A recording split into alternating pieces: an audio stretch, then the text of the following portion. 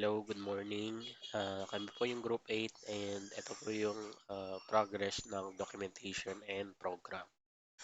Okay. To summarize, actually tapos na kami sa chapter 1 to 5 and then uh, kalahati ng appendices is ayos na. Yung kalahati is ayusin na lang.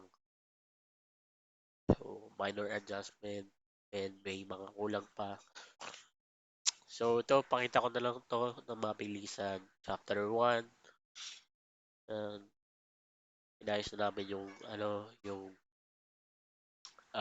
margin ng mga numbering and bullets.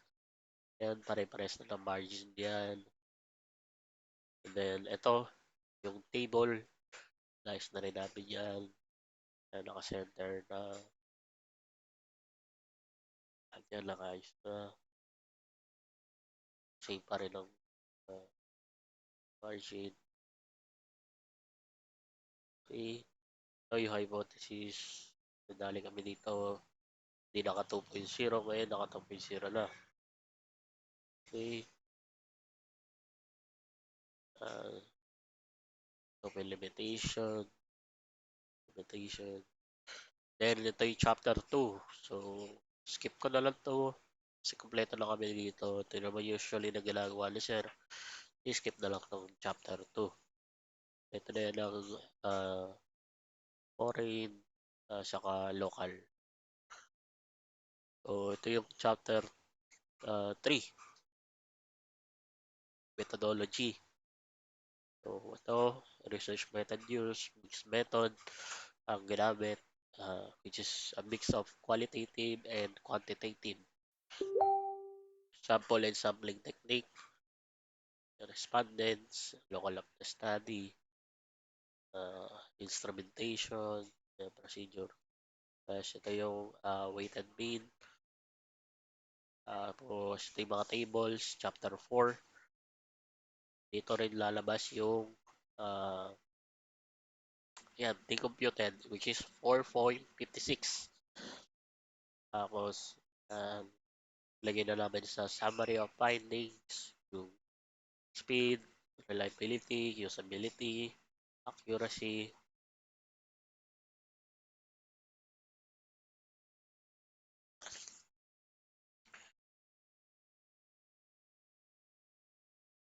and conclusion, recommendation, appendices, appendix A, tapos na. B, ito yung uh, survey. C, data flow diagram.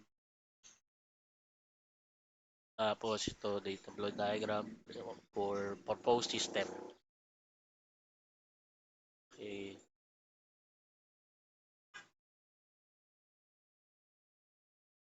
And IPO, input, output, input, process, output.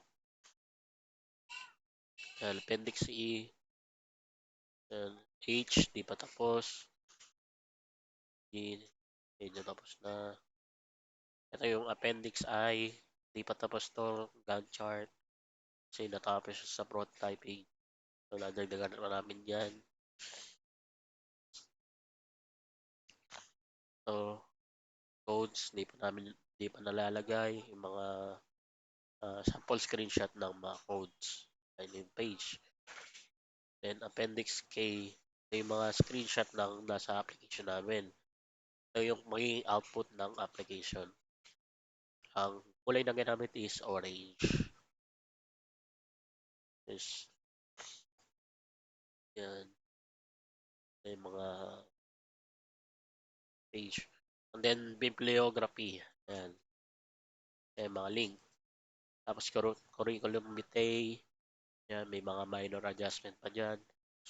Hindi tama nalagay. Yan. I would say, parang based sa mga na-present ko, nasa 90% na kami ng documentation. Okay. Thank you.